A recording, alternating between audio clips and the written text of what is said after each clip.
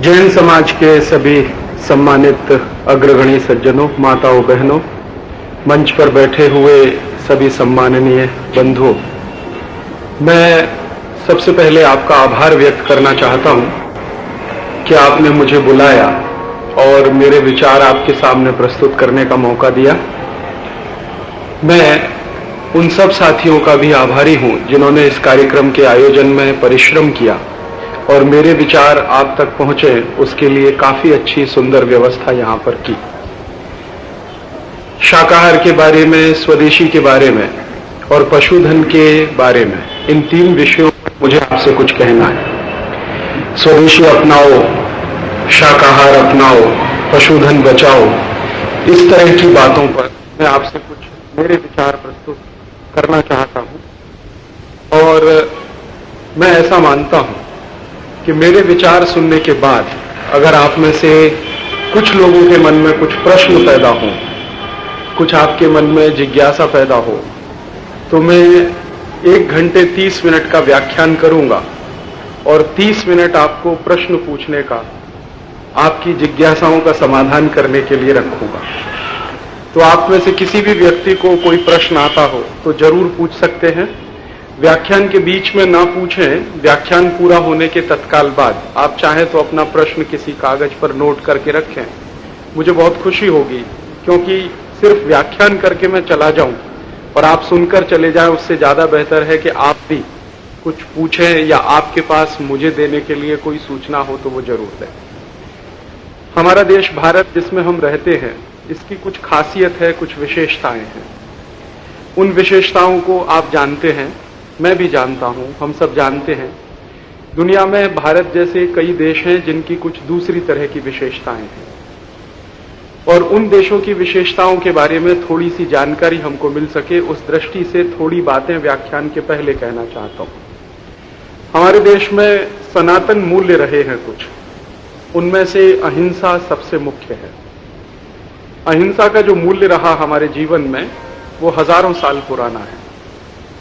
महावीर स्वामी जब हुए, उन्होंने जो अहिंसा की बात कही, उसके बाद पता नहीं कितने ऋषि मुनि आए होंगे जिन्होंने अहिंसा की बात कही।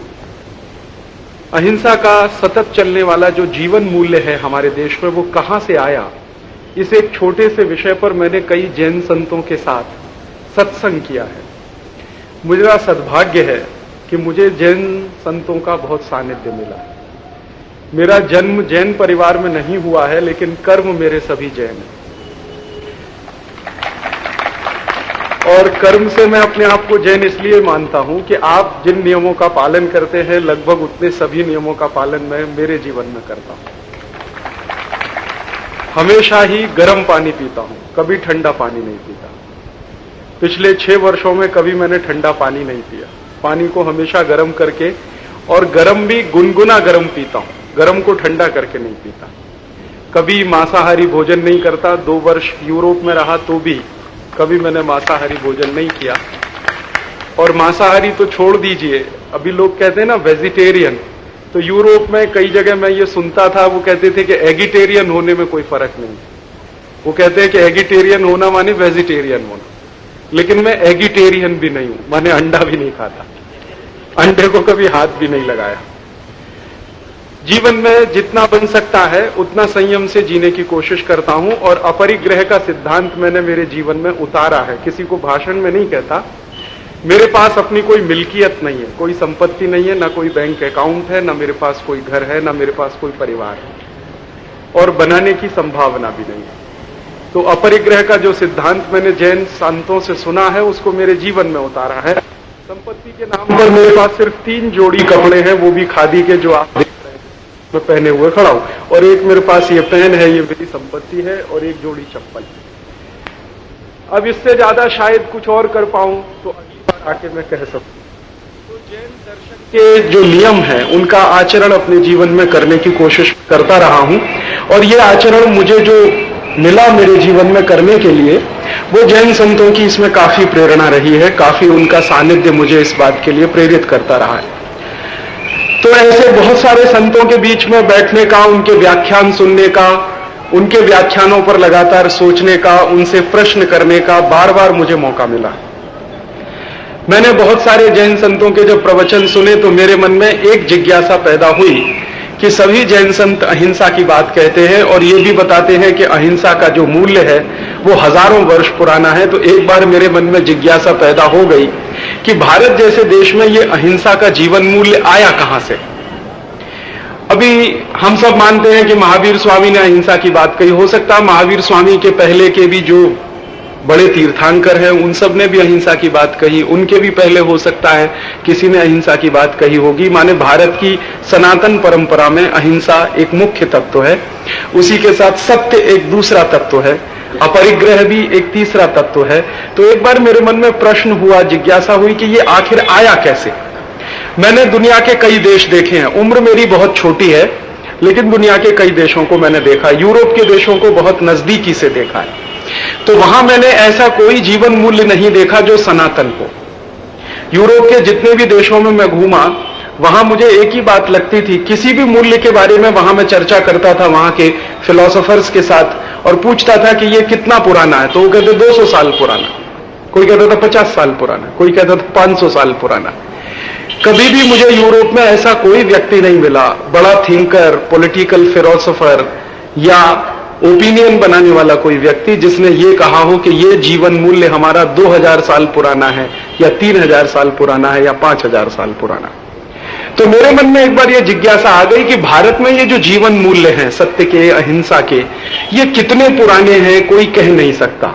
हो सकता है लाखों वर्ष पुराने हो सकता है करोड़ों वर्ष पुराने हो सकता है जब से भारत का जन्म हुआ हो तब से ये सारे जीवन मूल्य हों।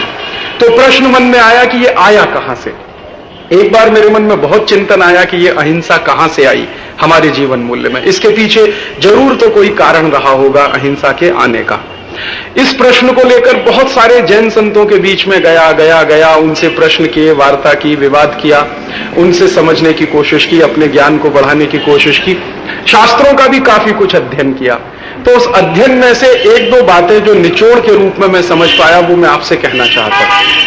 एक बात तो मेरे समझ में ये आई कि हमारे जीवन में अहिंसा की प्रधानता कैसे आई होगी, उसका एक सबसे बड़ा कारण जो मुझे लगता है, और भी कारण हो सकते हैं, वो कारण मुझे ये लगता है कि हम सब जितने भी लोग यहां बैठे हैं इस परिसर में, हम सब पुनर्जीवन में मानने वाले लोग हैं। हम सब मानते हैं कि बार बार जन्म मिलता है, लेकिन इतना भी मानते हैं कि मनुष्य का जन्म बड़े मुश्किल से मिलता है। जिन्होंने पूर्व जन्म में कोई बहुत पुण्य किए होंगे उनको ही मनुष्य जीवन मिलता है, और उन कर्मों में भी कोई बहुत अच्छे कर्म किए होंगे तो किसी अच्छे धर्म में जन्म मिलता है, और उससे भी ज्यादा कोई पुण्य कर्म किए होंगे कि तो किसी अच्छे गुरु का आशीर्वाद मिलता है, सानिध्य मिलता है।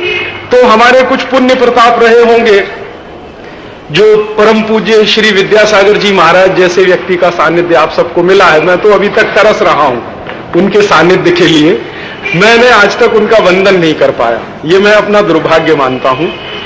उनके बहुत सारे शिष्यों का वंदन मैंने किया है, लेकिन उन तक मैं आज तक नहीं पहुंच पाया। मेरी बड़ी तीव्र इच्छा है, शायद इस बार चातुर्मास में मेरा संकल्प है वो पूरा हो जाए कि उनका जहां भी चातुर्मास होगा मैं सब काम छोड़कर वहां जाने वाला हूं। तो ऐसे जैन संतों के, पवित्र लोगों के, तेजस्वी लोगों के मुंह से जो कुछ मैंने सुना, उन्हीं के एक शिष्य के मुंह से मैंने जयपुर में सुना। विद्यासागर जी के शिष्य एक हैं, तो उनसे मेरी एक बार लंबी चर्चा हो रही थी इसी के बारे में, अहिंसा के प्रश्नों पर, इन सब प्रश्नों पर।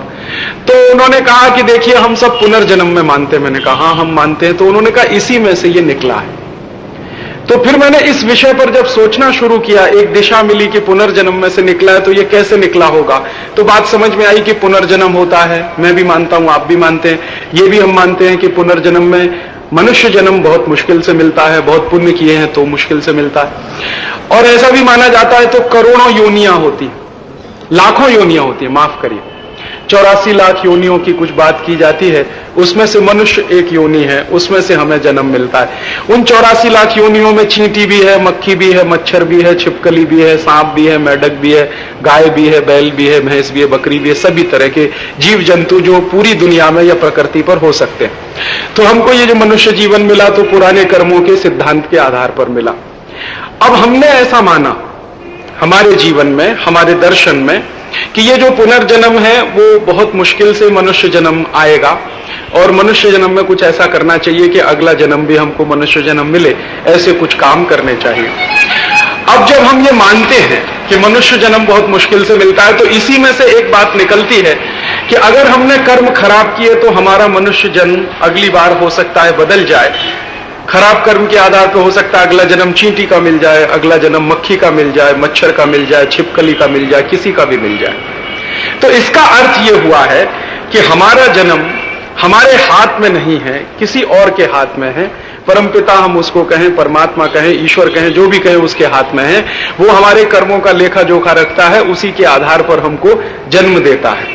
तो हमने अच्छे कर्म किए हैं तो अच्छा फल मिलेगा, माने मनुष्य जन्म मिलेगा। नहीं किए हैं तो किसी दूसरी योनि में हम चले जाएंगे। अब ये योनि अगर बदल जाए, मान लीजिए आज मैं मनुष्य हूं और मैंने मनुष्य जन्म में कुछ गलत काम कर दिए, मान लीजिए मुझसे कोई पाप हो गया, हिंसा हो गई, कुछ भी हो गया, तो हो सकता है कि अगले जन्म में मुझे वो जन्म मिल जाए। उदाहरण के लिए मैं ऐसी एक छोटी सी बात कहता हूं कि मैं मान लीजिए मनुष्य हूं और मैंने पाप किया, हिंसा की और चींटी को मार दिया, या चींटे को मार दिया, या मक्खी को मार दिया, या किसी को मार दिया। तो हो सकता है कि वो जो परमपिता परमात्मा है, ईश्वर है, वो मेरे इस काम का लेखा जोखा रखेगा, और हो सकता है मुझे अगला जन्म चींटी का ही दे देगा ताकि मुझे भी कोई मारे। तो वो जो दर्द है वो तभी तो मुझे महसूस होगा जब मैं चींटी बनूंगा और मुझे कोई मारेगा, तभी मुझे दर्द महसूस होगा कि चींटी बन के मरने का दर्द क्या होता है। मैं जब तक मनुष्य था मैंने किसी चींटी को मार दिया तो उसका दर्द मेरे मन में नहीं है कि मैंने उसको मार दिया तो उसको क्या दर्द हो सकता है। तो हो सकता है अगला जन्म मुझे चींटी का मिले और मैंने ही जो पाप किया, जो बुरा कर्म किया, वही बुरा कर्म करके मुझे कोई मारे, तीसरा कोई जन्म मिले, कोई मारे, फिर चौथा जन्म। तो इसका अर्थ तो ये हुआ, और हम ये भी जानते हैं शास्त्रों के आधार पर और अपने व्यवहारिक जीवन के आधार पर कि अगर इस तरह से जीव जंतुओं को मरने मारने का सिलसिला चलता रहे तो प्रकृति का विनाश हो सकता है, क्योंकि प्रकृति में कोई भी जीव जंतु फालतू नहीं है। हरेक की अपनी उपयोगिता है और हरेक का अपना महत्व है। चींटी भले ही कितनी छोटी है लेकिन उसकी उपयोगिता है, मच्छर भले ही कितना छोटा है लेकिन उसकी उपयोगिता है। अगर नहीं होता तो ईश्वर ने उनको पैदा नहीं किया होता। ईश्वर जो है बहुत बुद्धिमान है, वो उन्हीं को पैदा करता है जिनकी जरूरत होती है। बिना जरूरत किसी को वो पैदा वैदा करता नहीं, क्योंकि उसके पास फुर्सत नहीं है, बहुत सारे काम है उसको करने के लिए। बिना जरूरी लोगों को पैदा करने के लिए तो फुर्सत का समय चाहिए ना, बहुत व्यस्त है वो, तो पूरी प्रकृति को चलाता है। अब जो पूरी प्रकृति को चलाता है, ब्रह्मांड को चलाता है, उसके पास तो बहुत सारे काम होंगे। हम एक छोटी सी फैक्ट्री चलाते हैं तो 24 घंटे में पता नहीं कितने काम निकल आते हैं, और वो दुनिया भर को चलाता है तो उसके पास तो कितने सारे काम होंगे। तो वो समझ बूझ के ये करता होगा। तो मैं कभी ऐसा सोचने लगा कि मान लो मैंने किसी को मारा, फिर मैं वही जन्म में आकर मुझको किसी ने मारा, फिर और किसी ने उस जन्म में वो किया तो उसको किसी ने मारा, तो फिर तो ये मरने मारने का सिलसिला बहुत लंबा चला गया। तो प्रकृति में तो कुछ बचेगा नहीं, और प्रकृति में कुछ बचेगा नहीं तो प्रकृति का संतुलन टूट जाएगा, और संतुलन टूट गया तो मेरा और आपका जिंदा रहना मुश्किल हो जाएगा। ऐसा कई जगह हो चुका है। आप में से बहुत सारे लोग जानते होंगे, हमारा एक पड़ोसी देश है चीन। एक बार वहां के नेताओं को कुछ सनक सवार हुई, और सनक सवार हुई तो विशेष किस्म की चिड़िया होती है चीन में, सबको मार के खा गए, और वो विशेष किस्म की चिड़िया खत्म हो गई चीन में। अब जब वो साल विशेष किस्म की चिड़िया खत्म हो गई तो उस साल चीन में धान पैदा नहीं हुआ, तो ऐसी भूखमरी आई कि दूसरे देशों से उन्होंने भीख मांगकर अपने देश का काम चलाया। फिर वहां के वैज्ञानिकों ने कहा कि तुमने बहुत बड़ी मूर्खाई का काम किया कि ये सब चिड़ियाओं को मार दिया, उनका मांस तुमने खा लिया, वो चिड़िया जिंदा नहीं है, उसका धान के पर गहरा रिश्ता। अगर वो चिड़िया नहीं होगी तो धान नहीं हो सकता। वो चिड़िया कुछ विशेष काम करती है। फिर वो चिड़ियाएं वहां पर पहुंची तो उनका जो टूटा हुआ संतुलन था वो वापस आया। फिर उस वियतनाम नाम के देश की, वियतनाम के लोगों को एक बार ऐसा ही सनक सवार हुई तो चूहों को मार के खाने का अभियान उन्होंने शुरू किया। अब चूहों को मार के जब सब खा गए वियतनामी लोग तो एक नया संकट पैदा हो गया। और संकट क्या पैदा हो गया कि चूहे को मारकर खाने के बाद दूसरे बहुत सारे ऐसे जीव जंतु थे जो चूहे के लिए काम करते थे या चूहे का भोजन थे, वो इतने बढ़ गए कि वियतनाम में महामारियां फैल गई। फिर वियतनाम के वैज्ञानिकों को पूछा गया तो उन्होंने कहा भाई हमने मूर्खाई किया कि ये सब चूहों को मार के खा लिया। तो फिर उन्होंने चूहे इंपोर्ट किए दूसरे तमाम देशों से। अभी भी वो चूहे इंपोर्ट करते हैं दूसरे। आज भी वियतनाम में भारत से चूहे जाते हैं, एक्सपोर्ट होता है उसका। और ये मैं आपको सच्ची घटना बता, पूरा संतुलन टूटता है और राष्ट्र संकट में फंसता है। तो हमारे देश के ये जो महान लोग रहे, जिनको हम चाहे तीर्थंकर कहें या ऋषि कहें, मुनि कहें, जो भाषा हमको अच्छी लगती है वो हम इस्तेमाल करें, इन्होंने शायद बहुत सोच समझ के कहा होगा कि कोई भी एक जीव या जंतु बिल्कुल बेकार नहीं है, उसकी उपयोगिता है, इसलिए उसका जिंदा रहना बहुत जरूरी है। जैसे मेरा जिंदा रहना बहुत जरूरी है मेरे जीवन के लिए, वैसे ही चींटी का जिंदा रहना बहुत जरूरी है उसके लिए भी और मेरे लिए, दोनों के लिए। हम शायद एक दूसरे पर परस्पर आश्रित हैं, वो शायद मेरे लिए कुछ काम करेगी, मैं उसके लिए काम करने वाला हूं। तो जब हम एक दूसरे पर अन्योन आश्रित हैं, मैं उस पर आश्रित हूं, वो मेरे ऊपर आश्रित है, तो दोनों का अस्तित्व टिका रहना बहुत जरूरी है। तो उसी में से सिद्धांत निकला है जियो और जीने दो। अब जब ये जियो और जीने दो का सिद्धांत निकलेगा तो ये सिद्धांत की अंतिम पराकाष्ठा कहीं तक पहुंचेगी, तो एक ही शब्द, अहिंसा। अगर हिंसा होगी तो ना तो आप जी पाएंगे ना किसी को जीने देंगे। अहिंसा होगी तभी आप जिएंगे और दूसरे को जीने देंगे। तो हमारे ऋषियों ने, मुनियों ने, बड़े धर्म गुरुओं ने बहुत सोच समझकर तय कर लिया, जियो और जीने दो, ताकि तुम्हारा ये जन्म भी और अगले आने वाले तमाम जन्म के लिए व्यवस्थाएं चलती रहे। अब जब हमने ये प्रकृति में सबको जिंदा रहने का अधिकार दिया, तो उसके लिए संबंध कैसे होंगे, उसके लिए भी फिर बातें तय हुई। तो धर्मशास्त्रों में उसके लिए भी लिखा गया, और वो क्या लिखा गया कि चींटी को जिंदा रहने का अधिकार है, मुझे भी जिंदा रहने का अधिकार है। तो अब ये दोनों को जिंदा रहने का अधिकार है, तो इस अधिकार को किसी तरह से डिफाइन करना है, किसी तरह से उसका विश्लेषण करना है, और दोनों के बीच में कोई कॉमन पॉइंट है वो ढूंढना है। तो फिर उसमें से आत्मा की बात निकली, और उस आत्मा की बात ने ये बता दिया हम सबको, और ये हमारे रग रग में घुसा हुआ है कि भाई देखो, आत्मा चींटी में भी है, तुम में भी है। आत्मा निकल जाए तो चींटी मर जाएगी, आत्मा निकल जाए तुम भी मर जाओगे। तो हम में भी आत्मा है, उसमें भी आत्मा है, मक्खी में भी आत्मा है, मच्छर में भी आत्मा है। फिर हमारे को किसी धर्मगुरु ने यह भी समझाया होगा शायद कालांतर में कि होता क्या है, ये आत्मा ही काया प्रवेश करती है। चींटी की आत्मा है वो मुझ में प्रवेश कर सकती है, मेरी आत्मा किसी चींटी में प्रवेश कर सकती है। इसका मायने ये हुआ कि सिद्धांत ये तय कर लिया हमारे धर्म गुरुओं ने कि आत्मा बराबर है, चींटी की आत्मा मुझ में आ सकती है, मेरी आत्मा चींटी में जा सकती है, काया अलग अलग हो सकती है, शरीर अलग अलग हो सकता है, आत्मा सबकी एक जैसी है।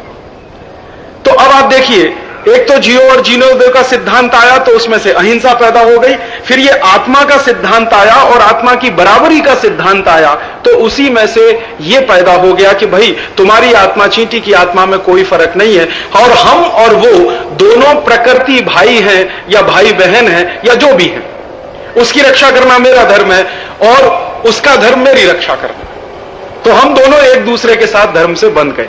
अब आप देखिए, ये बहुत खूबसूरत सिद्धांत है जो निकला हमारे जीवन दर्शन में से।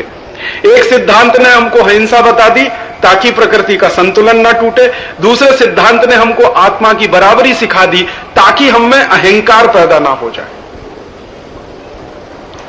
ये जो बार बार जैन संतों के मुंह से मैंने सुना, तो वो कहते हैं देखो, आदमी के 4-5 ही दुश्मन होते हैं, उसमें काम, क्रोध, मद और लोभ, ये 4 तो बहुत मुख्य है।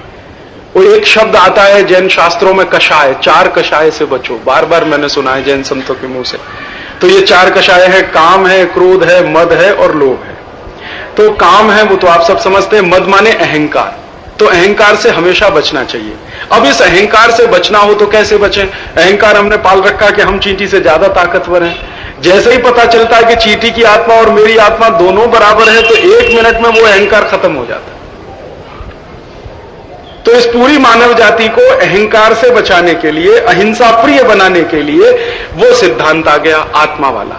अब इस बात को ठीक से हम समझें कि आप में आत्मा है, मुझ में आत्मा है, चींटी में भी आत्मा है, सब में आत्मा है। वो आत्मा एक से दूसरे में प्रवेश करेगी तो जन्म उससे चलता है, जीवन उससे चलता है। तो हमने आत्मा की बराबरी की बात मानी। अब जब आत्मा की बराबरी की बात मानी, तो अब प्रश्न यह होता है कि मैं मेरी आत्मा को अगर कष्ट नहीं दे सकता, तो चींटी की आत्मा को कष्ट कैसे दे सकता? जब मैं खुद महसूस करता हूं कि मेरी आत्मा को कष्ट ना मिले, तो मैं ये कैसे कह सकता हूं कि चींटी या मक्खी की आत्मा को कष्ट मिलना चाहिए? तो फिर ये आत्मा की जब बराबरी स्थापित हो गई, तो चींटी में और मुझ में कोई फर्क नहीं है, सिवाय इसके कि मैं कुछ ज्यादा काम कर सकता हूं, वो कुछ कम काम कर सकती है, ये क्षमता का प्रश्न है, वरना बराबरी हम दोनों में है। अब ये बराबरी हम दोनों में है, तो इस सिद्धांत को स्थापित कैसे किया गया व्यवहारिक जीवन में? एक बार मैंने मेरे बचपन की घटना में आपको सुनाना चाहता हूं। मेरी मां है, बहुत धार्मिक वृत्ति वाली महिला है। तो एक बार मैंने मेरी मां को एक प्रश्न किया था। ऐसे बहुत सारे बच्चे प्रश्न करते हैं अपनी माताओं से, अब सवाल है कि वो जवाब क्या दे उसका। तो मैंने एक बार मेरी मां से प्रश्न किया था। रोज सुबह मैं उसको झाड़ू लगाते हुए देखता था मेरे घर में। तो मेरे घर में वो झाड़ू इस्तेमाल की जाती है जो सींक वाली होती है। तो मैंने मेरी मां को पूछा कि ये जो सींक वाली झाड़ू बनाते हैं, इसमें आगे का हिस्सा इतना चौड़ा होता है और जहां से पकड़ते हैं वो इतना छोटा होता है, कि ऐसा क्यों बनाते हैं? इसको दोनों एक जैसा क्यों नहीं बना लेते? आगे का हिस्सा भी उतना ही छोटा रहे जितना पीछे का है, या आगे का हिस्सा जितना चौड़ा उतना पीछे का भी हो जाए। तो मेरी मां उसका कुछ उस समय जवाब नहीं दे पाई। उसने कहा आप बनाते हैं तो बनाते हैं, तो ठीक है। लेकिन यह प्रश्न मेरे मन में बना रहा बहुत दिनों तक, और अभी तक बना रहा। अब उसका थोड़े दिन पहले जवाब मिला कि इसी तरह का एक प्रश्न महात्मा गांधी को उनके किसी चेले ने पूछा था। गांधी जी सेवाग्राम आश्रम वर्धा में रहते थे, और सेवाग्राम आश्रम वर्धा में रहते थे, तो उन्होंने वर्धा में एक नियम बनाया था अपने आश्रम में कि जो झाड़ू बनाने वाला कारीगर होगा उसको उन्होंने आदेश दिया था कि देखो, झाड़ू का जो सामने वाला हिस्सा है, माने जो झाड़ने के काम में आता है, वो इतने दूर दूर उसकी वो होनी चाहिए, सीख है, नजदीक नहीं होनी चाहिए। तो पूछा कारीगर ने कि आप ऐसा क्यों बोलते हैं? तो गांधी जी ने कहा देखो कि ये सीखें अगर बहुत नजदीक होंगी और तुम उससे झाड़ू लगाओगे तो चींटी के मरने की संभावना इसमें सबसे ज्यादा, और सीखें अगर दूर दूर होंगी तो उसके बीच का एरिया बढ़ जाएगा, तो उसके मरने की संभावना न्यूनतम है। तो गांधी जी कहते थे कि झाड़ू तो लगनी ही चाहिए, चींटी भी नहीं मरनी चाहिए। उस दिन मुझे समझ में आ गया कि हिंदुस्तान में झाड़ू ऐसी क्यों बनाई जाती है, क्योंकि यूरोप में मैंने ऐसी झाड़ू नहीं देखी। यूरोप में जो झाड़ुएं बनाई जाती है और जिनका इस्तेमाल किया जाता है, उनमें कभी भी यह ध्यान नहीं रखा जाता कि चींटी मर रही है, कि मच्छर मर रहा है, कि मक्खी मर रही है, कि क्या मर रहा है। उनके लिए इसका कोई महत्व नहीं है। लेकिन ये हमारे लिए तो इतने महत्व की बात है कि वो झाड़ू भी ऐसी होनी चाहिए जो सामने से एरिया को ज्यादा कवर करे और चींटी उसमें मरने से बचती रहे। तो माने अहिंसा हमारे जीवन दर्शन में इतने न्यून स्तर पर है, इतने माइक्रो लेवल पर है कि हम झाड़ू बनाने के पहले भी उसकी टेक्नोलॉजी या उसकी टेक्निक ऐसी डेवलप करते हैं कि भाई वो चींटी भी बचे और झाड़ू भी लगे। वो सवाल का जवाब अभी मुझे मिला जो बचपन से मेरे मन में आता था। तब मेरे मन में एक अहोभाव पैदा हुआ मेरे देश की संस्कृति के बारे में, मेरे देश के शास्त्रों के बारे में, कि जो देश के शास्त्र या धर्म गुरु इतने गहरे स्तर पर सोचते हों उतरकर कि झाड़ू तो लगनी ही चाहिए लेकिन चींटी नहीं मरनी चाहिए, उसके नीचे कोई जीव जंतु नहीं आना चाहिए, इसका मायने तो ये अहिंसा हमारा जो जीवन दर्शन है ये कोई बहुत गहरी बात है। और वो गहरी बात यहीं से है, पुराने जन्म पूर्व जन्म में से निकली हुई बात है। अब इसके साथ अब मैं दूसरी बात बताता हूं। हमने पूर्व जन्म को आधार बनाकर अपने जीवन को जब विकसित किया तो उसमें से अहिंसा निकली, अपरिग्रह भी निकलेगा। अपरिग्रह क्यों निकलेगा? अपरिग्रह इसलिए निकलेगा कि एक जन्म तो ये मिल गया और दूसरा जन्म फिर मिलने वाला है। अगर इसी जन्म में सब कुछ खर्च कर लिया तो दूसरे जन्म के लिए क्या? मान लीजिए हम इंदौर में रहते हैं, इस जन्म में इंदौर का सारा पानी हमने खर्च कर लिया, दोबारा फिर जन्म लेके पैदा होंगे तब क्या खर्च करेंगे? आप सोचो ना इस बात को। और इसकी संभावना तो हमेशा बनी हुई है कि दोबारा जन्म भी मिलने वाला है, काम अच्छे करेंगे तो पक्की बात है मिलने ही वाला है। तो दोबारा जन्म अगर मिलेगा और पानी नहीं रहेगा तो फिर क्या करेंगे? और मान लीजिए इसी जन्म में सारी मिट्टी हमने इस्तेमाल कर ली, दोबारा जन्म मिला तो फिर मिट्टी की जरूरत पड़ेगी, तो कहां से लाएंगे? तो इसलिए अपरिग्रह आया कि जीवन में उतना ही लेना है जितना आपके तात्कालिक जरूरत को पूरा करने के लिए काफी है, बाकी बचाकर छोड़ना है ताकि आने वाली पीढ़ियों के लिए भी काफी बना रहे और वो आने वाली पीढ़ियों में हम भी शामिल हो सकते हैं। इसी में से अपरिग्रह निकला ना, और कहां से आएगा अपरिग्रह? ये सारे जो सिद्धांत है ना वो हमारे व्यावहारिक जीवन में से निकले हुए सिद्धांत हैं। तो इसी में से अहिंसा निकली, इसी में से आत्मा की बराबरी निकली, इसी में से अपरिग्रह निकला, इसी में से सत्य निकला, इसी में से बाकी सारे जो सिद्धांत हैं हम मानते हैं वो इसी में से निकले। तो मूल जो दर्शन है वो आप उसको मैं आपके दिमाग में बिठाना चाहता हूं, वो पुनर्जन्म का दर्शन है। और उस दर्शन पर जब आप धीरे धीरे आगे बढ़ेंगे तो ये सारी बातें उसमें से निकलती चली आएंगी। अब इसके विपरीत दूसरी बात बताता हूं। मैं जब यूरोप में रहा तो मैंने यूरोप में चलने वाले धर्मों का भी थोड़ा अध्ययन किया।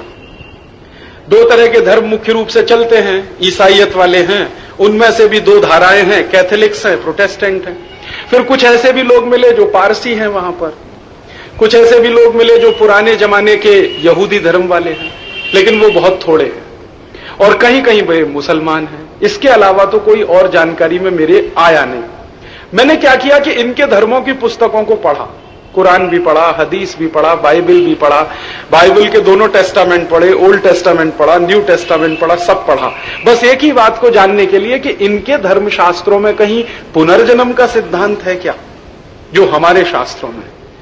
तो मैं आपको जानकारी के लिए बताता हूं कि किसी भी ईसाइयत के शास्त्र में पुनर्जन्म का कोई सिद्धांत नहीं है, और किसी भी मुस्लिम धर्म के शास्त्र में भी पुनर्जन्म का सिद्धांत नहीं है, कहीं भी नहीं है। हां, ईसाइयत वाले पुनर्जन्म की बात एक और एक जगह पर करते हैं, वो भी ईसा मसीह के बारे में कि वो साहब मर गए थे तो 7 दिन के बाद फिर जिंदा हो गए थे, अपने शिष्यों को, अपने डिसाइपल्स को कुछ कहने के लिए, उसके बाद तो फिर उनका स्वर्गवास हो गया था। तो वो मानते हैं कि पुनर्जन्म एक ही व्यक्ति का हुआ और वो ईसा मसीह का था, बाकी किसी का पुनर्जन्म होता नहीं। इसका अर्थ ये है कि पूरे मुस्लिम समाज में, पूरे ईसाई समाज में जन्म सिर्फ एक बार ही मिलता है, बार बार नहीं मिलता। अब आप समझिए, जो समाज ऐसा मानकर चलेगा कि जन्म सिर्फ एक बार ही मिलता है, बार बार नहीं मिलता, उस समाज की मानसिकता, और जो समाज ये मानकर चलेगा कि जन्म बार बार मिलता है, बार बार मिलता है, बार बार मिलता है, उसकी मानसिकता, आप बोलो जमीन आसमान का फर्क होगा कि नहीं होगा? जब हमें यह मालूम है कि जन्म बार बार मिलने वाला है, बार बार मिलने वाला है, बार बार मिलने वाला है, तो हम कहेंगे भाई जल्दी क्या है? हमारी मानसिकता तो ऐसी ही बनेगी ना। जैसे हम कहते हैं भाई कर लो आज ये काम, तो कहते हैं काय के लिए कर ले, कल भी तो है ना, कल कर लेंगे। तो कोई कहेगा कल कोई जरूरी है कि कल का ही कोई वो निकला मुहूर्त, परसों भी कर सकते हैं, परसों भी क्या जरूरी है, महीने भर बाद भी कर सकते हैं। बहुत लोग तो मैंने देखे हैं कि क्या राजी भाई आप मूर्खाई की बात करते हैं, कोई जरूरी है कि इसी जन्म में करें, अगला जन्म मिलेगा तब कर लेंगे इस काम को। हमारे देश में एक महान व्यक्ति हुए, उनका नाम था महर्षि अरविंद। आप में से कई लोगों ने शायद उनके बारे में पढ़ा होगा, सुना होगा। तो महर्षि अरविंद ने एक बार इच्छा जाहिर की थी कि मैं 125 साल जिंदा रहने वाला। बाद में क्या हुआ, उनको बहुत मानसिक संन्यास हो गया और देह से लगाव खत्म हो गया। तो एक दिन कहने लगे अब मैं मरना चाहता हूं। तो उनके शिष्यों ने कहा कि क्या आप पहले तो कहते थे 125 साल जिंदा रहूंगा, आप कहते हैं मैं मरना चाहता हूं। और उन्होंने एक संकल्प और ले रखा था कि मैं हिंदुस्तान की आजादी के पहले नहीं मरूंगा, आजादी देख के ही मरूंगा। तो उनके कई शिष्यों ने, जो उनके साथ में रहते थे, उन्होंने कहा कि गुरुदेव आपने तो कहा था कि आप हिंदुस्तान की आजादी देख के मरेंगे, अब आप कहते हैं उसके पहले ही मर जाएंगे। तो उन्होंने कहा तुम चिंता क्यों करते हो, दूसरा जन्म लेके फिर आने वाला हूं, आजादी तो देखूंगा ही, आजादी तो देखने ही वाला हूं। और तुम ये जान लो कि जब तक भारत की आजादी नहीं मिलेगी मुझे जन्म मिलता ही रहेगा, मुझे मोक्ष तभी मिलेगा जब भारत को आजादी मिल जाए। ये उनका कन्विक्शन है। वो कह रहे थे कि ये जन्म जन्मांतरों के बंधनों से मैं तभी मुक्त होऊंगा जब भारत की आजादी आ जाएगी, नहीं तो मैं बार बार जन्म लेके पैदा होता ही रहूंगा। अब ये अलग प्रश्न है कि मैं मनुष्य के रूप में आऊं या किसी दूसरे जानवर के रूप में आऊं, लेकिन मैं आने वाला हूं भारत की जमीन में। तो महर्षि अरविंद हो या महात्मा गांधी, महात्मा गांधी का भी ऐसा ही एक जवाब था। किसी ने कहा कि गांधी जी ये भारत का तो बंटवारा हो गया, आपकी आत्मा तो बहुत दुखी होगी। कि हाँ दुखी है, तो अब क्या करने वाले? तो उनका दोबारा जन्म लेके फिर भारत को एक करने की कोशिश करूंगा। ये उनके शब्द थे कि फिर जन्म लेके आऊंगा और ये भारत जो टूट गया इसको फिर एक करने की कोशिश करूं। तो ये जितने भी महान पुरुष हुए हैं, ये सिर्फ इस तरह की बातें करते रहे, सिर्फ बातें नहीं करते हैं, वो मानते हैं, उनकी वो मान्यता है। तो इस मान्यता के आधार पर जब कोई आदमी बनेगा तो वो कैसा आदमी होगा? वो आदमी धीरज वाला होगा। सबसे पहला गुण उसका ये होगा, जिसको ये मालूम है कि बार बार जन्म मिलने वाला है, तो उसमें अधीरता तो बिल्कुल नहीं होगी, जल्दबाजी बिल्कुल नहीं होगी, और सब कुछ अपने लिए रख छोड़ने की कल्पना भी नहीं होगी। क्योंकि वो जानता है ना कि दोबारा फिर आना है, तो सब कुछ अभी ले लिया तो फिर आगे क्या? तो उसका जीवन इस तरह का होगा। अब आप इसके ठीक उल्टी कल्पना करो कि जिसको मालूम है कि एक ही जन्म मिलने वाला है और वो कहता है कि किसी तरह मिल गया है, तो वो क्या कहेगा, भाई जो करना है इसी जन्म में करो, क्योंकि दूसरा कोई जन्म है ही नहीं। मेरा एक मित्र है, जर्मनी में रहता है। एक बार मेरी उसकी बहुत भयंकर चर्चा हो गई हिंसा और अहिंसा के सवाल पर। तो वो कहने लगा, हां तुम तो अहिंसा की बात कर सकते हो इसलिए कि तुम्हें बार बार जन्म मिलने वाले, मैं तो नहीं कर सकता, क्योंकि मुझे मालूम है कि यही एक जन्म मुझे मिला है, जो करना है वो इसी जन्म में करना है। तो जब उनको ये सिद्धांत या ये फिलॉसफी बताई गई होगी या पढ़ाई गई होगी कि भाई जीवन एक ही बार मिलेगा, बार बार नहीं मिलेगा, तो जो लोग इस सिद्धांत को लेकर आगे बढ़ेंगे वो अहिंसक हो नहीं सकते। हिंसा उनके खून में आने ही वाली है, क्योंकि जीवन की संतुष्टि नहीं है। आपको ये एक दूसरे उदाहरण से मैं समझाता हूं। आपको मन में शांति और संतोष कब होता है? जब आपको मालूम है कि मेरे भविष्य में जो घटनाएं घटित होने वाली हैं वो सिर्फ एक ही बार नहीं होने वाली हैं, बार बार होने वाली हैं, आप बहुत संतोष में रहेंगे। और आपको जब ये मालूम है कि भविष्य में पता नहीं कुछ जीवन मिलेगा भी नहीं मिलेगा, तो आपके मन में बहुत असंतोष होगा, बहुत जल्दबाजी होगी, हर एक काम को आप जल्दी जल्दी करने की कोशिश करेंगे। हर समय आपको एक ही बात लगती रहेगी कि जल्दी से पूरा करूं और मर जाऊं, तो जल्दी भी होगी। अहिंसक हो नहीं सकते आप, हिंसा के रास्ते पे जाएंगे ही जाएंगे। और अपरिग्रह काय के लिए? फिर जब मालूम है कि जीवन एक ही बार मिलना है तो जो भोग करना है कर लो भाई, दोबारा तो जीवन मिलेगा नहीं। तो भोग के रास्ते पे भी जाएंगे, हिंसा के रास्ते पर भी जाएंगे, परिग्रह के रास्ते पर भी जाएंगे। तो आप सोचो कि उसमें से जो संस्कृति का निर्माण होगा वो हमसे बिल्कुल विपरीत संस्कृति होगी, और हमारी जो संस्कृति का निर्माण होगा वो बिल्कुल अलग संस्कृति होगी। तो हमारी एक संस्कृति जो अहिंसा प्रधान और यूरोप और अमेरिका वालों की एक संस्कृति जो हिंसा प्रधान, अब कभी दुर्भाग्य ऐसा हो जाए कि ये हिंसा प्रधान संस्कृति का अहिंसा प्रधान संस्कृति के साथ कोई टकराव हो जाए, तो उसमें से क्या पैदा होगा? जो पैदा होगा वो आज हमारी आंखों के सामने है। क्या पैदा होगा? दो ही बातें हो सकती हैं। जब अहिंसा प्रधान संस्कृति और हिंसा प्रधान संस्कृति की टकराहट होगी तो प्रश्न यहां पर आएगा कि हिंसा प्रधान संस्कृति के तत्व अहिंसा प्रधान संस्कृति में प्रवेश कर जाएंगे, और साथ ही साथ अहिंसा प्रधान संस्कृति के कुछ तत्व उसमें भी प्रवेश कर जाएंगे, हिंसा प्रधान संस्कृति। अब यही हो गया है हमारे साथ। हमारे देश का कुछ दुर्भाग्य कहिए या जो भी कहिए, हमारा टकराव ऐसे लोगों के साथ कम से कम 400-500 साल होता रहा जो हिंसा प्रधान संस्कृति के वारिस थे या बाशिंदे थे, या अगर कहें तो 1200 साल 1300 साल होता है। इतिहास अगर उठाकर देखें तो 7वीं शताब्दी से यह दिखाई देता है। 7वीं शताब्दी में पहला विदेशी हमला होता है मोहम्मद बिन कासिम का, जो हिंसा प्रधान संस्कृति से आया। फिर 10वीं 11वीं शताब्दी में हमले होते हैं महमूद गजनवी के, जो हिंसा प्रधान संस्कृति से आया। फिर नादिर शाह, तैमूर लंग या अहमद शाह अब्दाली, या फिर उसके आगे चलते जाइए तो बाबर, फिर बाबर के आगे उसके खानदान के लोग, ये सब हिंसा प्रधान संस्कृति वाले। फिर उसके बाद जो हमले हुए हैं वो भी हिंसा प्रधान संस्कृति वाले। उसके बाद के हमले हैं डच लोगों के, फ्रांसीसियों के, पुर्तगालियों के सबसे पहले हो गए, डच के उसके बाद, फ्रांसीसियों के उसके बाद, और सबसे आखिरी विदेशी हमला अंग्रेजों का। अब देखिए क्या होता है, हमारी हिंसा प्रधान संस्कृति नहीं, चूंकि हम अहिंसा प्रधान संस्कृति हैं, इसलिए हमला हम करने तो जा नहीं सकते, क्योंकि हम तो आत्मा की बराबरी की बात करते हैं ना। हम तो कहते हैं आत्मा तो उनमें भी है, और हम कहते हैं कि काहे को अपने ऊपर पाप लेने का, ये अंग्रेजों को मार के। तो हम तो पाप ले नहीं सकते अपने ऊपर, तो हम तो हमला करने जा नहीं सकते, इसलिए हम कभी हमलावर नहीं बने। भारत के कभी भी किसी राजा ने किसी भी दूसरे देश पे हमला नहीं किया आज तक के इतिहास में। दूसरे राजाओं ने हमारे ऊपर हमले किए क्योंकि वो तो हिंसा प्रधान संस्कृति वाले, तो हमले हमारे ऊपर हुए, हम किसी पर हमला करने नहीं गए। अगर हम जाते तो हमारी संस्कृति के जीवन मूल्य वहां पर ज्यादा आ जाते, चूंकि वो आए हमला करने के लिए, उसलिए उनके जीवन मूल्य हमारे ऊपर ज्यादा छा गए। अब हिंसा प्रधान संस्कृति के जीवन मूल्य किस तरह के होंगे, आप उनसे क्या कल्पना कर सकते हैं? जो हिंसा को केंद्र में बनाकर समाज की व्यवस्था करेंगे वो तो पशुओं का भी मांस खाएंगे, आदमी का भी खा जाएंगे, उनको मौका मिलेगा तो वो कुछ भी खा जाएंगे। वो तो करेंगे ना। उनको तो लगता नहीं है ना कि ये चींटी में भी आत्मा है, मक्खी में भी आत्मा है, मच्छर में भी आत्मा है। मैं आपको एक और बात बता दूं, जब मैंने बाइबल पढ़ी ओल्ड टेस्टामेंट, तो उसमें बहुत साफ लिखा हुआ है कि आत्मा उसी में हो सकती है जिसका बैप्टिज्म हो सकता है। एक शब्द इस्तेमाल किया जाता है क्रिश्चियनिटी में, उसको बैप्टिज्म कहते हैं। बैप्टिज्म का माने कोई पुरोहित ईसाइयत वाला कुछ जलवल छिड़क के, कुछ मंत्र वंत्र पढ़ के कुछ कहता है, तो वो कहते हैं ये बैप्टिज्म। तो जिसका बैप्टिज्म हो सकता है, आत्मा उसी में होती है। ये ओल्ड टेस्टामेंट में लिखा हुआ, बाइबल में, न्यू टेस्टामेंट में भी। हमारे यहां क्या है, आत्मा सब में होती है। अब आप देखो हमारा और उनका फर्क। वो कहते हैं कि आत्मा उन्हीं में हो सकती है जिनका बैप्टिज्म हो सकता है। और बैप्टिज्म किसका हो सकता है?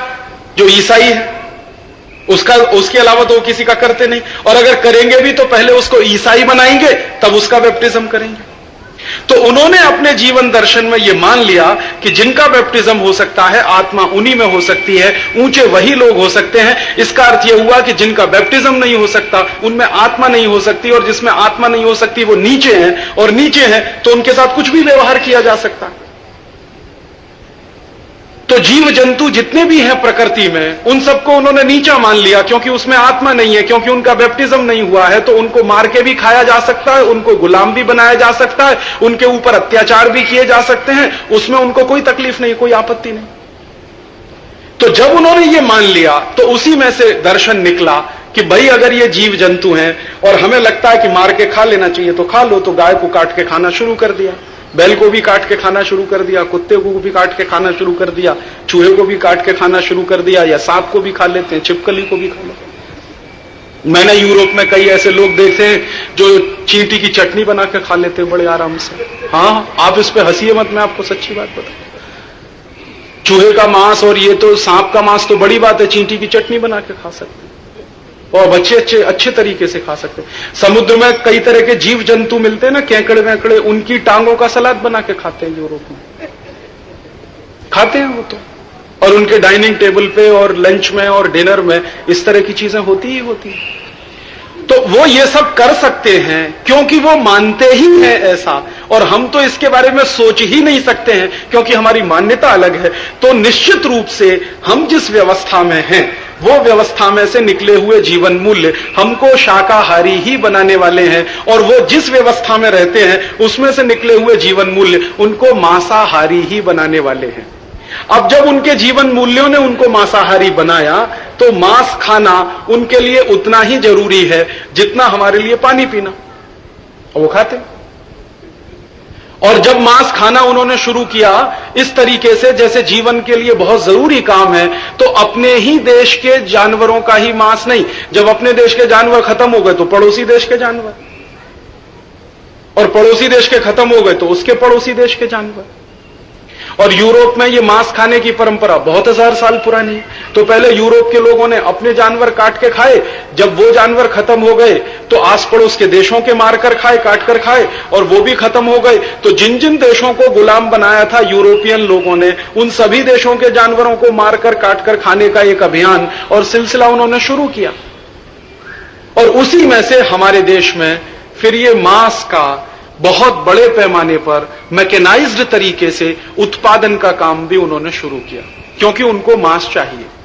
हिंदुस्तान के बारे में पिछले 10 वर्षों में मैंने कुछ 50,000 डॉक्यूमेंट्स इकट्ठे किए हैं। इंग्लैंड की लाइब्रेरी है एक बहुत बड़ी, जिसका नाम है house of Commons library, England की लोकसभा, वहां की बहुत बड़ी वो है पुस्तकालय। वहां से कुछ दस्तावेज लिए, और वो दस्तावेज इसलिए लिए हैं कि समझ सकूं अपने देश की परेशानियों के बारे में। तो उन दस्तावेजों को देखने के बाद मुझे सबसे पहली जानकारी जो मिली कि हिंदुस्तान में सबसे पहला मैकेनाइज्ड स्लॉटर हाउस या कत्ल खाना 1760 में खुला एक अंग्रेज अधिकारी के द्वारा कलकत्ता में। उस अधिकारी का नाम था रॉबर्ट क्लाइव। फिर आप पूछोगे क्या राजी भाई उसके पहले कत्ल खाने नहीं थे इस देश में? 1760 के पहले के दस्तावेज मैंने इकट्ठे किए तो उनसे यह पता चलता है कि कत्ल खाने नहीं थे, लेकिन जानवरों का कत्ल होता था। कत्ल खाने तो नहीं थे, लेकिन जानवरों का कत्ल होता था। गांव में किसी ने मार के खा लिया, बकरे को, बकरी को, भेड़ को, वगैरह वगैरह, किसी को भी। कहीं किसी ने पशु मार के खा लिया, कोई पक्षी मार के खा लिया, ये चलता था। लेकिन कत्ल खाने जैसी कोई चीज 1760 के पहले नहीं थी। हां, हिंदुस्तान में ऐसी भी व्यवस्था थी कई राज्यों में, जिनमें से एक राज्य का मैं जिक्र करना चाहता हूं, जम्मू कश्मीर, जहां पर डोगरा राजाओं का बहुत लंबे समय तक शासन चलता रहा। और आप जानते हैं डोगरा राजा पंडित सब थे, उनके राज्य में तो कानून था कि अगर किसी ने जानवर मार के खा लिया तो उसकी सजा फांसी। डोगरा राजाओं के जमाने में जम्मू कश्मीर में यह कानून था। और ऐसे कानून हिंदुस्तान में बहुत सारे राजा महाराजाओं ने बना रखे थे। 1400 के आसपास, 1300 के आसपास के बहुत सारे राजा महाराजाओं के इस तरह के कानून थे। तो कहीं छिटपुट इस तरह के कत्ल हुआ करते थे, लेकिन कत्ल खाने जैसी कोई चीज 1760 के पहले इस देश में नहीं थी। 1760 में सबसे पहला कत्ल कारखाना इस देश में अंग्रेजों ने खोला, रॉबर्ट क्लाइव ने। और उस कत्ल खाने को खोलने के लिए उसने इंग्लैंड की संसद के साथ जो पत्राचार किया, चिट्ठियां भेजा और फिर चिट्ठियों का जवाब उसको मिला, उसमें से एक दो बातें मैं आपको सुनाता हूं। जैसे एक बार उसको पत्र आया कि ये कत्ल खाना जो खोला है इसके पीछे उद्देश्य क्या, तो रॉबर्ट क्लाइव चिट्ठी लिखता है ब्रिटिश पार्लियामेंट को कि दो उद्देश्य हैं। पहला उद्देश्य यह है कि अंग्रेजों की फौज को जो गाय का मांस खाने की आदत है बहुत पुराने समय से, उस आदत की पूर्ति इससे होती रहेगी, क्योंकि हमने ये जो कत्ल खाना खोला इसमें गाय का कत्ल होगा, तो गाय के कत्ल से जो मांस पैदा होगा, हिंदुस्तान में तो कोई खाता वाता नहीं है ज्यादा, तो हम तो सब इसको ले जाने वाले इंग्लैंड एक्सपोर्ट करेंगे यहां से और वहां खाएंगे। और हमारी आर्मी अगर गाय का मांस खाएगी तो उसमें कुछ ताकत आएगी और वो ताकत से हिंदुस्तानियों को गुलाम बनाने में मदद मिलेगी। ये उससे चिट्ठी है जो उसने लिखी है ब्रिटिश पार्लियामेंट को। फिर एक बात वो और लिख रहा है, वो थोड़ी गहरी बात है। वो गहरी बात क्या लिख रहा है, वो ये लिख रहा है कि हिंदुस्तान के लोग गाय को बहुत पूज्य मानते हैं, गाय इनके लिए मां जैसी है और भारतीय संस्कृति में बहुत ऊंचा स्थान है उसका। तो वो कह रहा है रॉबर्ट क्लाइव अपनी चिट्ठी में कि जिस प्रजा को, जिस समाज को गुलाम बनाया जाता है, उसकी जो मान्यताएं हैं बहुत ऊंची, उन मान्यताओं को ध्वस्त करना पड़ता है, उनको नीचे लाया जाता है। तो गाय के बारे में जो बहुत ऊंची मान्यता है भारत के लोगों के मन में, वो ऊंची मान्यता को नीचे लाने का काम भी तभी होगा जब गाय का कत्ल हम कराएंगे, संख्या लगातार कम होती जाएगी और गांव में रहने वाले लोग जब अपने आप को बेबस महसूस करेंगे और गाय की रक्षा नहीं कर पाएंगे तो मन टूटता जाएगा, टूटता जाएगा, टूटता जाएगा और एक दिन इतना टूट जाएगा कि हो सकता है कि वो गाय के बारे में सोचना बंद कर दे। और वही हमारे लिए टर्निंग पॉइंट आएगा। ये उसकी चिट्ठी का वाक्य है जो मैं पढ़ के सुना। तो अंग्रेजों ने गाय का जो कत्ल कराया और गाय के कत्ल के साथ साथ फिर दूसरे जानवरों का भी कत्ल, भेड़ का, भैंस का, बकरी का, क्योंकि उनको तो मांस चाहिए।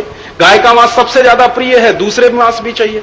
तो फिर कलकत्ता का कत्ल खाना हुआ, फिर उसके बाद दूसरा हुआ, फिर तीसरा हुआ, फिर चौथा हुआ।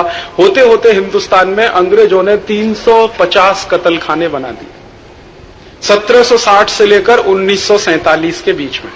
जब तक अंग्रेजी राज इस देश में चलता रहा 1760-1947 के बीच का, तब तक 350 कत्ल कारखाने पूरे देश में बन गए।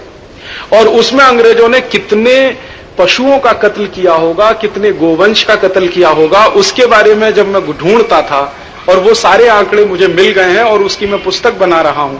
थोड़े दिनों में वो पुस्तक छप जाएगी और वो आपके हाथ में भी आएगी।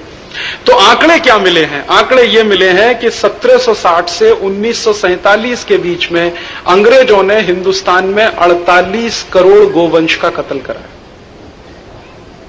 1760 से 1947। अब 1760 से 1947 लगभग मान लीजिए 200 साल का समय। तो 200 साल के समय में 48 करोड़ गोवंश का कत्ल, तो एक वर्ष में कितना हुआ आप जरा सोच सकते हैं। इतने बड़े पैमाने पर इस देश में गोवंश का कत्ल हुआ और उसके पीछे दृष्टि क्या है? एक तो उनको मांस मिलेगा, दूसरा हिंदुओं की जो मान्यता है गाय के बारे में उसको नीचे लाने की कोशिश वो करते रहे। और ये कैसे हुआ है, इसके पीछे भी एक साजिश। अंग्रेजों का एक बड़ा अधिकारी हुआ करता था ब्रिटिश पार्लियामेंट में, उसका नाम था विलियम विल्बरफोर्स। एक बार वो संसद में भाषण कर रहा था तो उसने कहा कि भारत को 1000 साल तक गुलाम बना के रखना, उसके लिए हमें कोई योजना बनानी चाहिए। तो एक बार किसी ने उसको पूछा, संसद में भाषण करते हुए टोका कि ऐसी कौन सी योजना हो सकती है जो भारत को 1000 साल के लिए गुलाम बनाने में काम आए। तो उसने कहा कि देखो, किसी भी देश को अगर लंबे समय के लिए गुलाम बनाना हो तो 3 ही काम करने चाहिए। इस बात को आप सब ध्यान से सुने। उसने कहा 3 ही काम करने चाहिए। पहला काम, उस देश की आर्थिक शक्तियों को तोड़ देना चाहिए, जो इकोनॉमिक स्ट्रेंथ है उस देश की उसको तोड़ देना चाहिए। फिर उसको पूछा गया दूसरा काम, तो कहता राजनीतिक शक्तियों को तोड़ देना चाहिए, पॉलिटिकल स्ट्रेंथ है उसको तोड़ देना चाहिए। और फिर उसको पूछा गया कि तीसरा काम, तो कहता तीसरा काम एक ही होता है, वो उसकी सांस्कृतिक जो विरासत है उस देश की, उसको जड़ मूल से नाश कर देना चाहिए। अगर किसी देश की संस्कृति का जड़ मूल से नाश कर दिया जाए, उस देश की राजनीतिक शक्तियों को तोड़ दिया जाए और उस देश की आर्थिक शक्तियों का जड़ मूल से खलासा कर दिया जाए, खत्म कर दिया जाए, तो वो राष्ट्र हमेशा के लिए दूसरे का गुलाम हो जाता है। अब आर्थिक शक्तियों को तोड़ने के लिए क्या करना चाहिए? तो अंग्रेजों ने तमाम तरह के टैक्स लगा के हिंदुस्तान के कारखाने बंद करा के अपना माल सस्ती कीमत पर हिंदुस्तान में एक्सपोर्ट करा के वो सारा धंधा किया और हिंदुस्तान की इंडस्ट्रीज को खत्म कर दिया। वो विषय पर बहुत लंबा व्याख्यान हो सकता है, इसलिए मैं छोड़ रहा हूं उसको। राजनीतिक शक्तियों को कैसे तोड़ा उन्होंने? राजनीतिक शक्तियों को तोड़ा कि हिंदुस्तान के एक एक राजा से पहले समझौता करो, एग्रीमेंट करो, और जो राजा एक बार समझौता कहे वही अंग्रेजों का गुलाम हो जाए। तो राजनीतिक शक्तियों को तोड़ दिया। संस्कृति को तोड़ने की जब बात शुरू हुई तो फिर ब्रिटिश पार्लियामेंट में बहस हुई कि भारत की संस्कृति को नाश करना है तो इसके लिए क्या करना चाहिए। तो फिर उसके लिए एक बार विल्बरफोर्स ने कहा कि इसके लिए 3 काम करने चाहिए संस्कृति का नाश करना। तो वो 3 काम कौन कौन से होते हैं? तो वो कहता है किसी भी देश की संस्कृति 3 स्तंभ पर टिकी होती है। 3 खंबे हैं संस्कृति को टिकाने वाले। पहला खंबा है विचार। आपका विचार क्या है, जीवन का दर्शन क्या है? जैसे हमने कहा ना अहिंसा, ये हमारा जीवन दर्शन है, इसी में से विचार निकलेंगे। तो पहला खंबा होता है विचार। दूसरा खंबा होता है आचार। उस विचार को धारण करते हुए जो आचरण हम करते हैं वो दूसरा खंबा आचार। और तीसरा और आखिरी खंबा होता है वो है आहार।